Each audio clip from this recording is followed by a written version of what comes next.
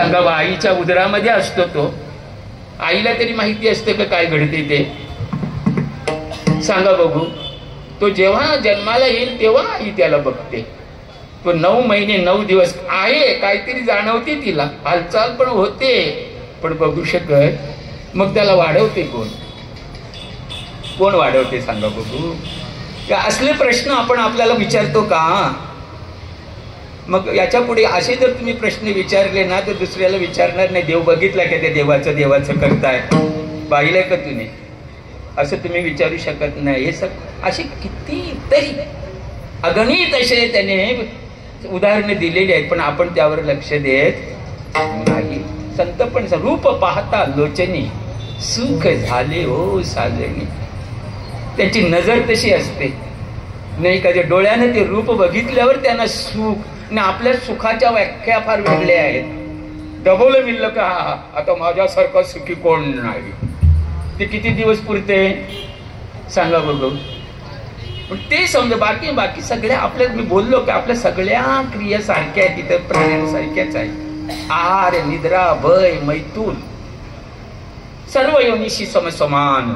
पहिले नरदेहीचे ज्ञान जाण सर्वथा असे ना. माणूस त्यांच्यावर मात करतो, किती ताकदवान असले तरी माणूस डोकं लावून त्यांना अंकित करून ठेवतो. असा नरदेह दिलेला आहे. आपण तो देह कशासाठी पडला पाहिजे, काय केलं पाहिजे त्याने, त्या देवाचं देही घडे, याची देही घडे देवाचे भजन, याची देही घडे देवाचे भजन. अधिक हे ज्ञान नाही कोठे, अधिक हे ज्ञान नाही कोठे.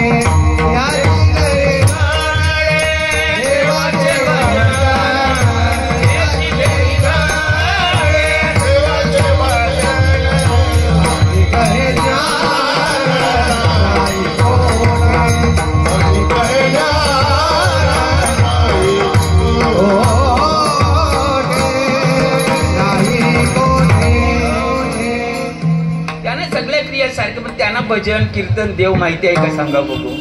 सत्यनारायण जर ठेवला, आता लोक नसतील तरी तिथं माणूस ठेवावा लागतो, कारण का कधी मांजर येऊन पिईल सांगता येत नाही.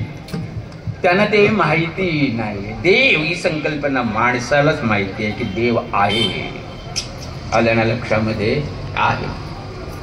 हे ज्ञान दुसऱ्या कुणाला नाही आहे. आणि हेची देही घडे देवाचे भजन. पण त्या भला आपण काना आणि मात्रा लावून बसलो ना, त्यामुळे आपल्याला वाटते हेची देही घडे भोजन नाही का. सांगतात काय काय का महाराज, काय त्याची शेळीचं खाणं खाताय तुम्ही, का मस्त मस्त खा, जरा ओढून ओढून असं हिसकून खाऊ बघा, काय मजा येते ती, अशी सांगणारी माणसं भेटतात. त्यांना वाटतं की हा जन्म आहे तो खाण्यासाठीच आहे. इतर त्यांना कुठे जातात कधी हॉटेलात काय करतात बघा, आणि असा जन्म दिला असताना तुम्ही ते खात नाही म्हणजे काय, असे सांगणारी भेटतात आम्हाला.